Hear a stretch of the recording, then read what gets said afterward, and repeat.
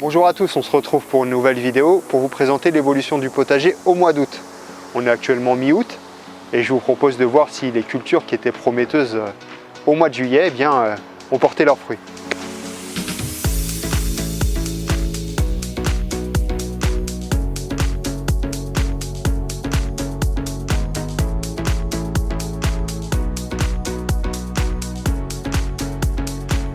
Mais avant d'accéder au potager, je vous propose de traverser le jardin qui est dédié à la biodiversité.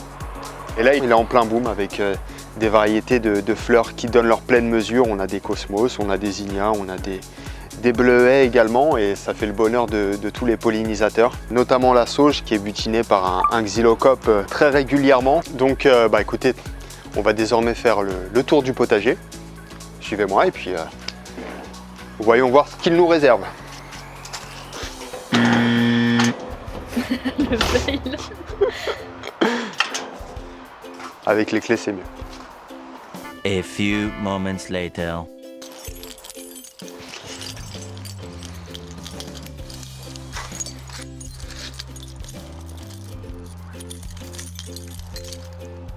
One eternity later. Bon, écoutez, on se retrouve sur la parcelle des tomates. Donc initialement, si vous vous souvenez, on avait 36 pieds de tomates qui étaient répartis sur 40 mètres carrés. Alors je dis initialement, parce qu'on n'en a plus qu'une trentaine maintenant. La raison, c'est le mildiou qui est arrivé, qui a frappé et qui nous a contraints de déraciner certains plants parmi les plus attaqués. On a réussi à freiner son avancée en effeuillant, en entretenant, en coupant les parties des plants qui étaient les plus infestés. C'est le revers de la médaille lorsqu'on fait du jardinage au naturel. Nous, on était sur une promesse et sur une volonté de cultiver nos légumes sans intrants chimiques. Et donc forcément, lorsque l'on ne met pas de bouillie bordelaise, on s'expose à l'arrivée de ces maladies cryptogamiques comme le mildiou. Mais les récoltes étaient au rendez-vous. Voilà, on a récolté plusieurs dizaines de kilos de tomates et on a tiré quelques enseignements. Et les enseignements, c'est surtout sur les variétés. Il y a certaines variétés, les tomates allongées, qui sont beaucoup plus sensibles à ce champignon et d'autres qui résistent très bien. Je pense notamment aux tomates cerises. Les tomates cerises et les tomates jaunes poire, yellow pear, ces variétés qui ne craignent pas du tout ce champignon et qui se portent très bien. On va passer à la récolte. Alors sur cette ligne-là, on a des tomates grappes. C'est parti.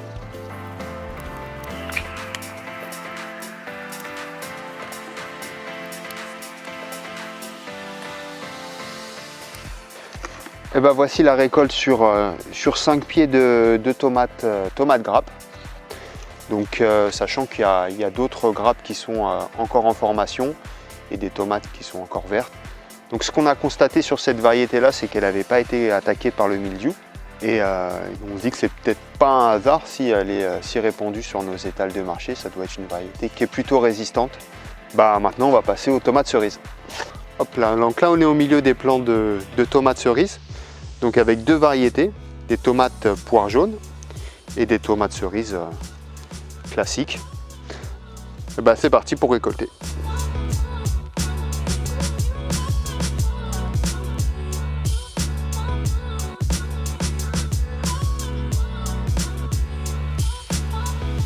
Donc voilà la récolte pour aujourd'hui, avec un petit panaché de différentes variétés. On a des tomates grappes, tomates cerises et des noires de Crimée. On se retrouve devant la ferme urbaine, on va aller distribuer ça à notre collègue et on fait régulièrement, alors à raison d'une fois par semaine, des ventes à prix solidaire qui nous permet justement de donner accès à des produits frais à un prix attractif. Donc c'est parti, suivez-moi. On vous attend avec impatience. Écoutez, j'espère bien. Vous êtes attendu comme le muscle. Voilà. J'espère bien. Ça c'est vrai. Voilà.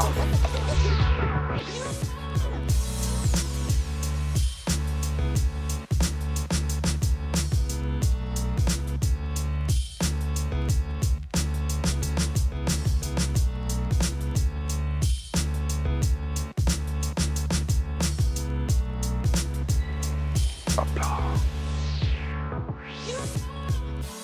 Donc on arrive sur la parcelle des choux. Alors le mois dernier, au mois de juillet, on a d'ailleurs fait une vidéo où on montrait l'évolution de cette culture, sur les choux cabus notamment, et on n'était pas hyper optimiste quant à leur évolution, parce qu'ils avaient subi des attaques de ravageurs et les feuilles étaient complètement trouées. Pourtant, on a pris le parti de ne pas traiter, que ce soit avec du traitement naturel ou encore moins chimique. Et on a simplement supprimé les feuilles qui étaient attaquées.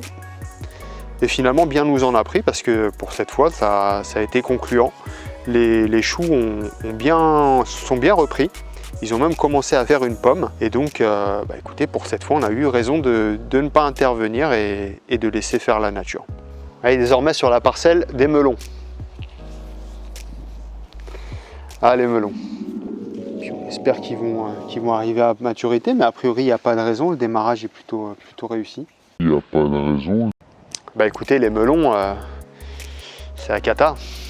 C'est la catastrophe. Alors, on est sur une parcelle qui est exposée du matin jusqu'à la fin d'après-midi au soleil. Et ça nous semblait plutôt idoine justement pour cette culture, parce que c'est une culture qui est réputée pour aimer la chaleur, aimer le soleil. Et souvent, on s'est lancé dans des expérimentations. Nous, il faut savoir qu'on est dans le bassin parisien. On a voulu cultiver des melons et notamment l'année passée, on n'a pas eu de succès parce qu'il n'y avait pas suffisamment de chaleur, pas suffisamment de soleil. Et bien là, c'est l'effet inverse parce que tout a cramé en fait. Il n'y a rien à sauver. On voit des melons qui ont complètement rougi et les feuillages qui ont brûlé. Peut-être là l'enseignement a posteriori de se dire que on aurait peut-être dû prévoir des structures peut-être en bambou ou en bois pour ombrager cette parcelle qui est vraiment hyper ensoleillée. Et c'est un bon enseignement pour l'avenir. Nous voici sur la parcelle des cucurbitacées où là on s'est essayé à plusieurs variétés, des courges spaghetti, des concombres, et on a encore des melons. On a encore des melons qui là, eux sont ombragés au pied de ce prunier, et là, magie, ils se portent beaucoup mieux. Donc nous aurons des melons à maturité, et peut-être même une pastèque qui est un peu rikiki, mais qui fait plaisir parce que ça fait partie aussi du côté récréatif du potager, d'essayer chaque année des nouvelles variétés. Alors j'attire votre attention sur le fait que certaines variétés produisent des feuilles qui sont tachetées de blanc. Ce n'est pas une maladie, c'est ce qu'on appelle des marbrures et c'est tout à fait normal, c'est leur couleur naturelle. Mais je détecte aussi des traces d'oïdium. Donc l'oïdium, c'est comme le mildiou. La question, c'est pas de savoir si on va en avoir, c'est quand on va en avoir. Je le dis, je pense que vous le savez, mais les feuilles qui sont contaminées par l'oïdium, bien ne les mettez pas au compost au risque de réintroduire ce champignon dans votre compost. Jetez-les directement à la poubelle.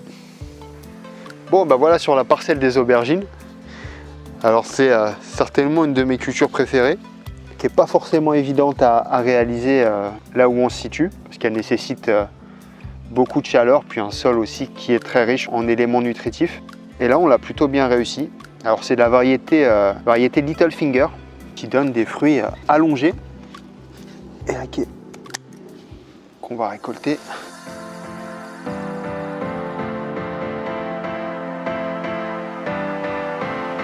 Et voilà pour la petite récolte d'aubergines. Et on va passer au poivron. Écoutez, on va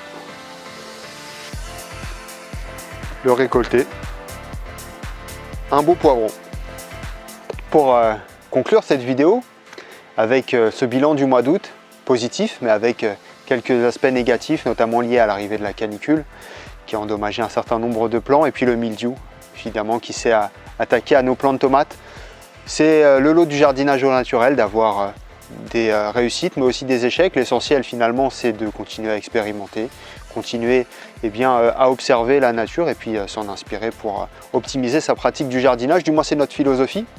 Je vous remercie pour votre attention et je vous dis à très bientôt pour une prochaine vidéo.